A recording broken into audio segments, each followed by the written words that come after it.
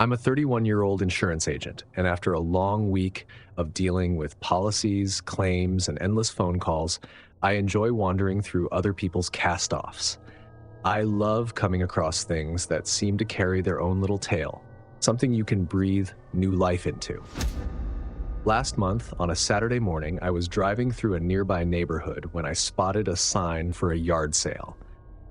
It was one of those last-minute detours, the kind where you don't expect to find much, but end up stopping anyway. The house was modest, with a folding table set up on the driveway and a few random items scattered around: books, kitchen gadgets, and a collection of tools that immediately caught my eye. Among the tools was a rusty, old-school red metal toolbox. It reminded me of the one my grandfather used to have in his garage when I was a kid. I could almost smell the motor oil and sawdust just looking at it. I opened it up and saw a few random tools inside: a couple of wrenches, some screwdrivers, and an old hammer with a worn wooden handle. Nothing fancy, but it felt like a little piece of nostalgia. "How much for this?"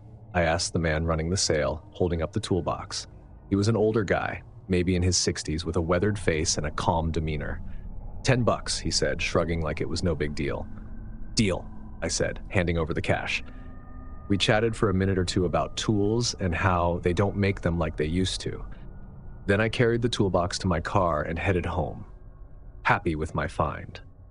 A week later, I'd almost forgotten about the toolbox.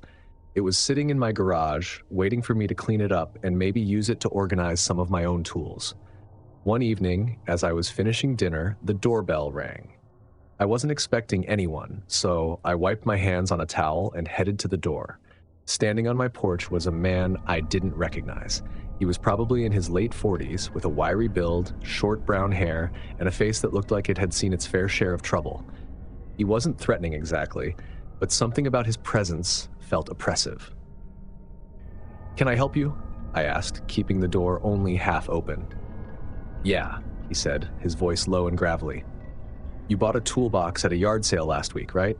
I stared for a moment, surprised. Yeah. "Why?" "It's mine," he said, leaning slightly closer. "It got sold by mistake.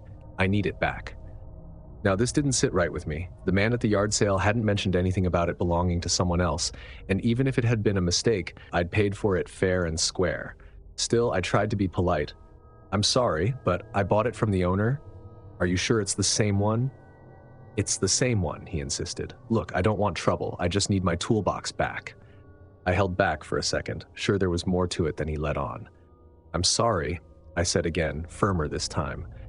"I bought it legally. If there's an issue, maybe you should talk to the guy who sold it." He stared at me for a long moment, then nodded curtly. "All right," he said, turning to leave, "but I'll be back." True to his word, he came back.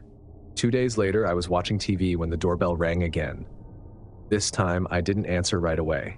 I peeked through the peephole and saw him standing there, looking more agitated than before. "Hey!" he shouted, knocking harder. "I know you're in there. Just give me the toolbox and I'll leave you alone." I didn't respond. Something about his tone made me feel uneasy, like he wasn't just some guy looking to reclaim his property.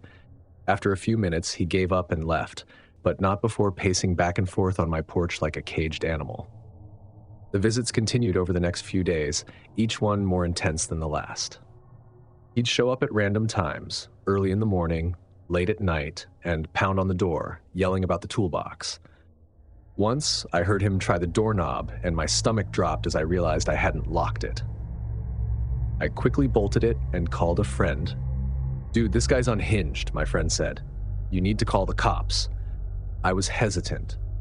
He hadn't technically done anything illegal yet, and I didn't want to escalate the situation. But when he came back a week later and tried to force his way inside, I knew I couldn't just let it go. I needed to deal with it. It was late, around 10 p.m., and I was in the kitchen cleaning up when I heard the pounding on the door. This time, it wasn't just knocking. It was the sound of someone trying to shove the door open. "Open the door," he yelled. "I know you're in there." My heart raced as I grabbed my phone and dialed 911.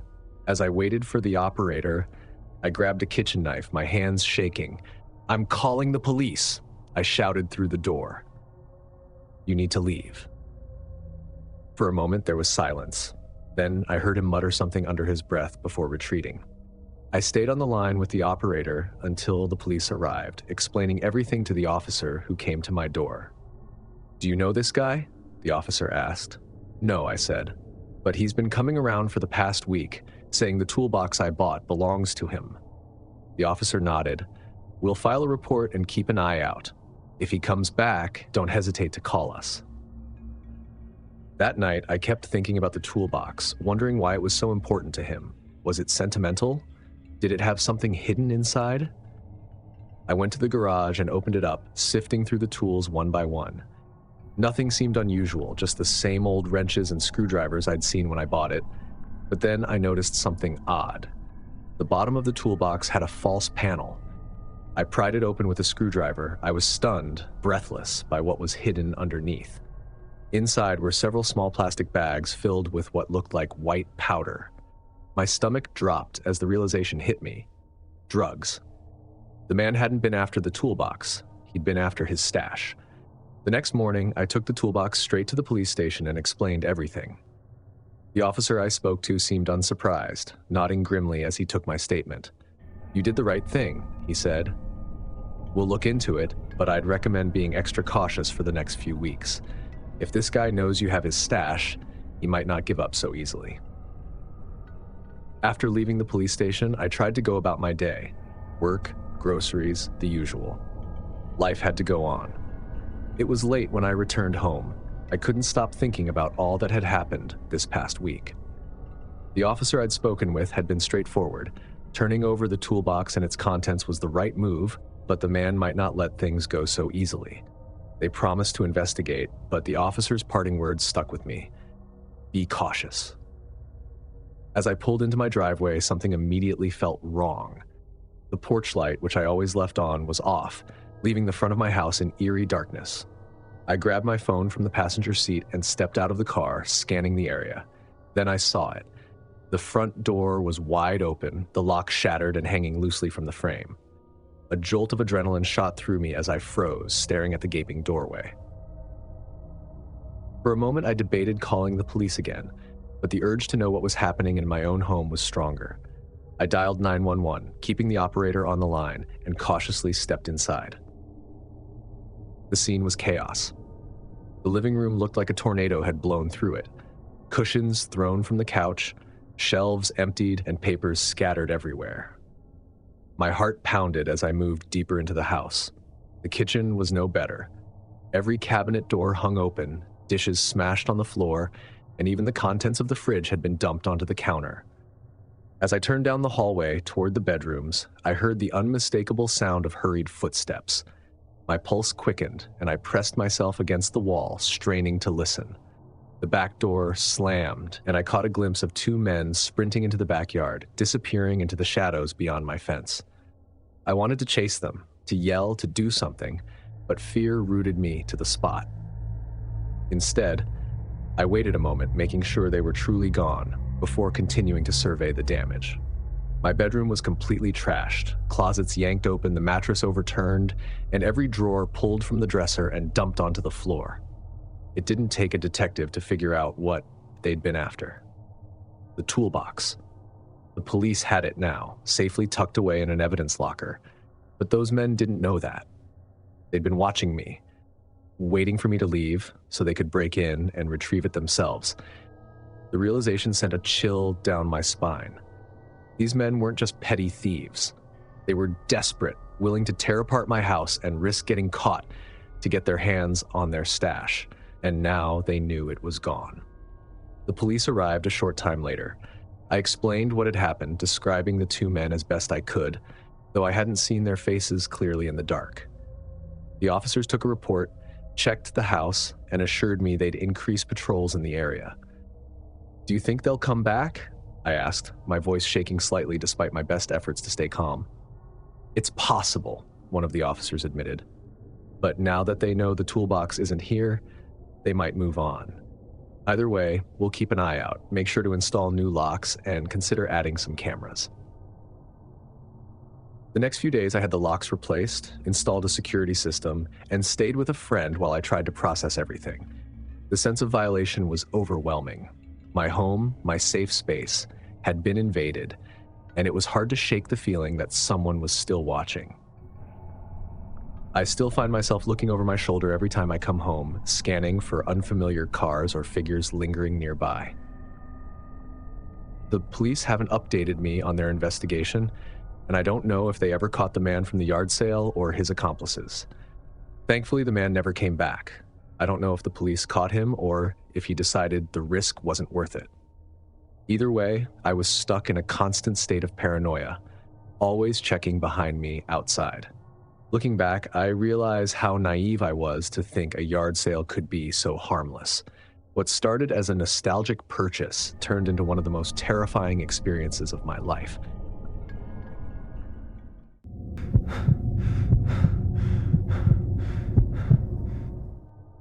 When you work in IT, people assume you've got the latest gadgets and cutting-edge tech at home. But honestly, while I deal with advanced systems at work, my weekends are spent tinkering with old consoles, vinyl records, and, VHS tapes.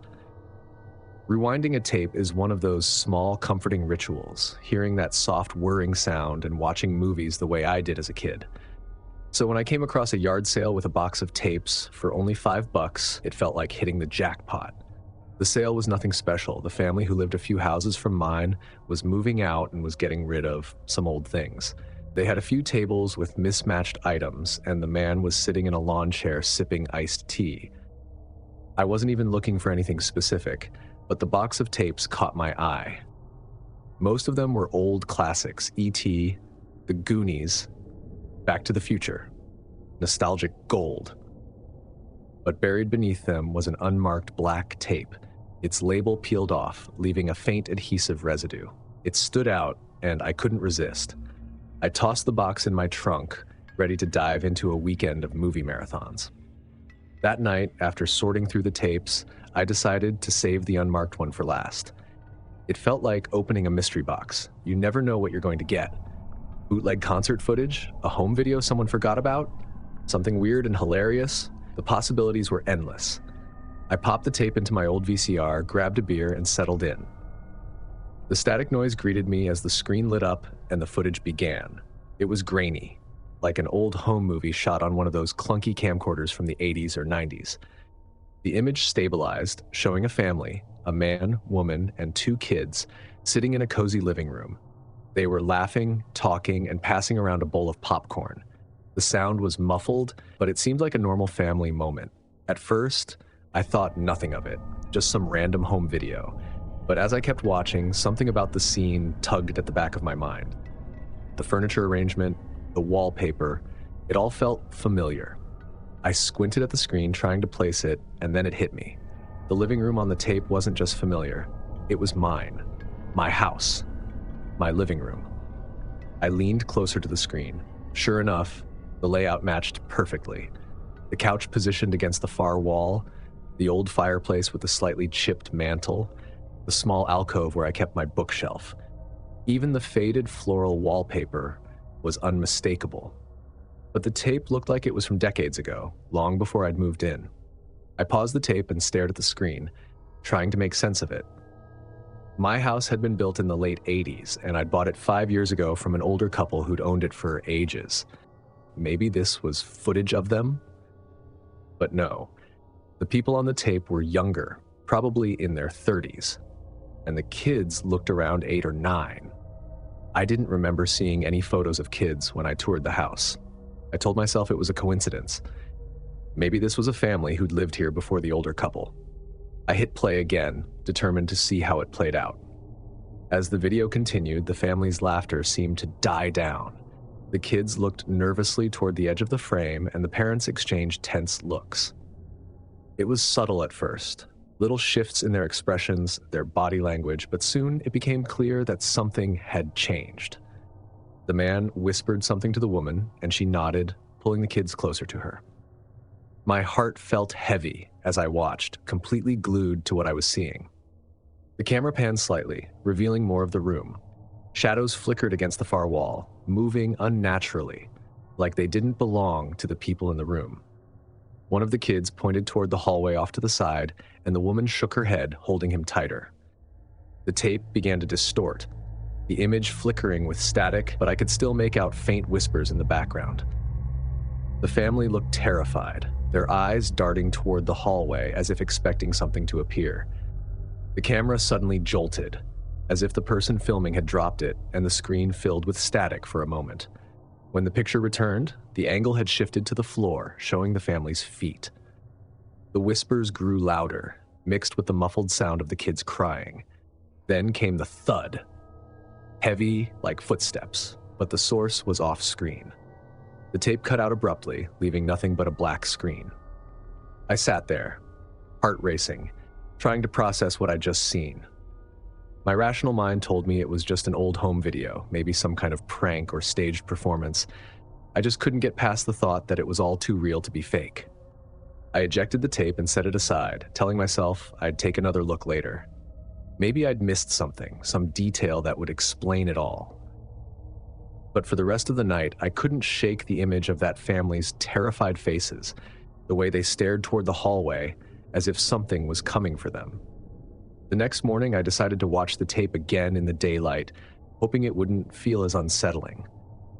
This time, I paid closer attention to the details, the way the family moved, the expressions on their faces. I noticed something I'd missed the night before, a small calendar hanging on the wall. The year on it was from nearly 3 decades ago, decades before I even thought about moving into this house.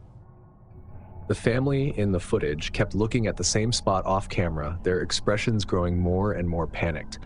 Then, just before the tape cut out, I saw it. A shadow, tall and angular, briefly crossed into the frame. It wasn't like any shadow I'd seen before, more like the absence of light itself. The family huddled together, their mouths moving as if screaming, though no sound came through, and then the screen went black. I rewound the tape several times, trying to figure out if it was some kind of special effect or a trick of the lighting, but it wasn't. The more I watched, the more it felt like something real. I couldn't let it go. I reached out to a neighbor who had lived on the street for decades, asking if they remembered the family who lived there before the old couple that sold me the house. They hesitated, clearly uneasy, before finally saying, "I don't like talking about it." They left. Suddenly, something about the house didn't sit right with them. When I asked what they meant, they just shook their head. From what I saw, they abandoned most of their stuff, like they were in a big hurry, and the house was closed for about 3 years before the last owners bought it. I stopped asking questions after that. The tape went back into the box, and the box went into the attic. I haven't touched it since. Every so often, though, I catch myself wondering what really happened to them. Whatever happened here before I came, I just hope it stays in the past. But sometimes, when the house is silent, I swear I hear the faint sound of whispers, just like on the tape.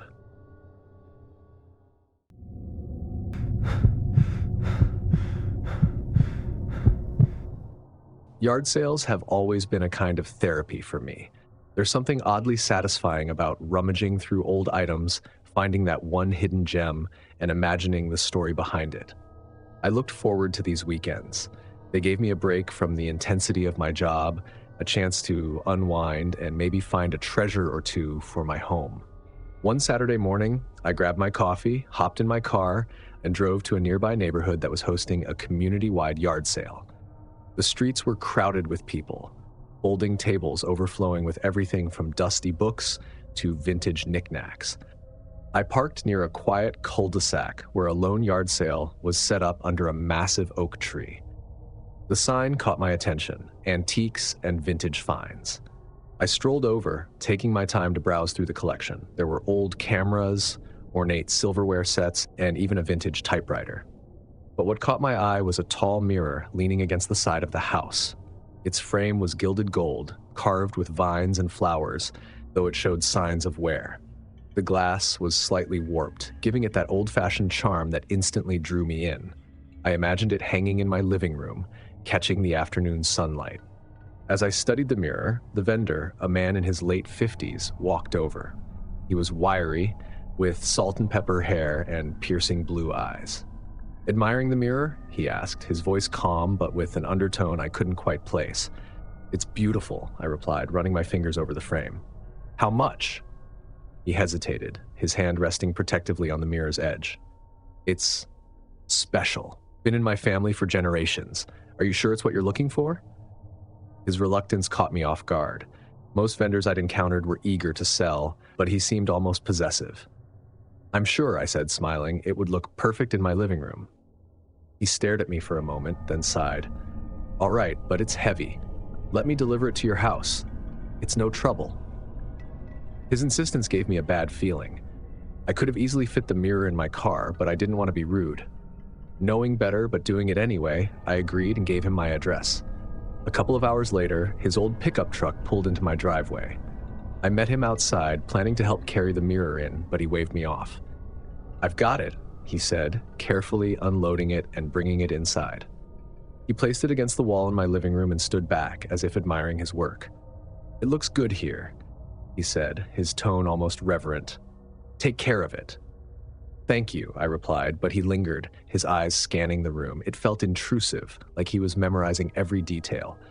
Finally, he left, and I locked the door behind him, feeling a strange sense of relief. That evening, I sat on the couch, admiring the mirror in its new spot. It was as stunning as I'd imagined, its golden frame catching the glow of the lamp. But as the night wore on, a faint unease crept in. I told myself it was just my overactive imagination, and went to bed. The next morning, as I stepped outside to grab the mail, I noticed a car parked across the street. It was an old blue sedan, its windows tinted. I didn't think much of it until later that afternoon when it was still there. I looked over, but I couldn't see who was inside. Shrugging it off, I went back inside. That evening, as I closed the curtains, I peeked outside again. The sedan was still parked there. This time, I could make out the outline of a man sitting behind the wheel. My chest tightened when I realized it was the vendor from the yard sale. Why would he be parked outside my house? Maybe he lived nearby. Maybe he was visiting someone. But as the days passed, the sedan remained a constant presence, parked in the same spot for hours at a time. By the fourth day, I couldn't ignore it anymore. That evening, as I prepared dinner, I looked out the window and saw the sedan parked closer, this time at the curb right in front of my house. My chest tightened as I saw the man sitting in the driver's seat, staring directly at my house. I decided to confront him. I stepped out onto my porch. My heart felt like it was going to jump out of my chest as I crossed the yard. As soon as I reached the sidewalk, he started the car and drove off. I stood there for a moment. My hands were trembling. Was I overreacting? Maybe he had a perfectly innocent reason for being there. That night, I couldn't sleep. The slightest noise in the house made me jump, and the mirror, once a beautiful addition to my home, now gave me the creeps. I moved it into the garage, covering it with an old sheet. The next evening, I was sitting in the living room when headlights flooded the front yard. I peeked through the curtains and saw the sedan parked in my driveway. My breath caught in my throat as I watched the man step out of the car and start walking toward the house. Panicking, I grabbed my phone and dialed 911. I whispered to the operator, explaining the situation as I locked the doors and windows. The man was pacing along the sidewalk, occasionally looking up at the windows. He didn't try to enter, but his presence was enough to chill me to the bone. Within minutes, the sound of sirens filled the air. The man jumped back into his car and sped off, disappearing into the night. When the police arrived, I described him, provided the car's plate number, and explained everything that had happened. The officer assured me they'd patrol the area and try to track him down. The man never returned, but I've never been able to forget it. I couldn't stop feeling paranoid, checking every lock and looking over my shoulder constantly. Eventually, I brought the mirror back up to the living room, hoping that seeing it in the light of day might help me reclaim some sense of normalcy. But even now, it doesn't feel like it's really mine. There's something about it, a heaviness, like it still belongs to him somehow. I haven't decided if I'm going to keep it or sell it, but for now, it just sits there. A quiet reminder of how easily something seemingly harmless can leave its shadow. To this day, I don't know what his intentions were. Was he just an eccentric man who became fixated on me, or was there something darker at play? All I know is that I've stopped going to yard sales, and every time I see a car parked too long outside my house, I feel a pang of dread. Sometimes the things we bring into our lives come with more than we bargained for.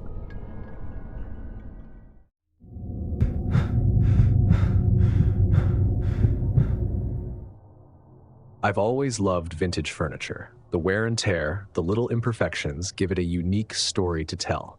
The moment I saw that vintage rocking chair at the yard sale, I knew I couldn't pass it up. It was charming in a way only old furniture can be. The dark wood was etched with delicate carvings of vines and leaves, and though the seat had a few scratches, it looked sturdy. I could already picture it in my living room, tucked into the corner by the window. "How much for the chair?" I asked, running my hand along the armrest. The woman running the sale barely looked at me as she muttered, $20. It was a steal, but her tone gave me pause. She seemed eager to get rid of it. "It's an antique, right?" I pressed, curious about its history. "It's old," she said, shrugging. "You want it or not?" Her dismissive attitude should have been a red flag, but I chalked it up to her just wanting to clear out her clutter. I handed her the 20, loaded the chair into my car, and drove home, excited to find the perfect spot for it. The chair fit perfectly by the bay window. I spent the rest of the afternoon rearranging my living room around it, placing a soft throw blanket over the back and a small rug underneath. By the time I was done, it looked like it had always been there. That evening, I sat in the chair for the first time with a book and a cup of tea. The wood creaked softly under my weight, the gentle rocking motion oddly soothing. Around 11 p.m., I turned off the lights and headed to bed. As I lay there in the dark, I heard it, a faint creaking sound coming from the living room. It was rhythmic, like someone gently rocking back and forth in the chair. I sat up, listening.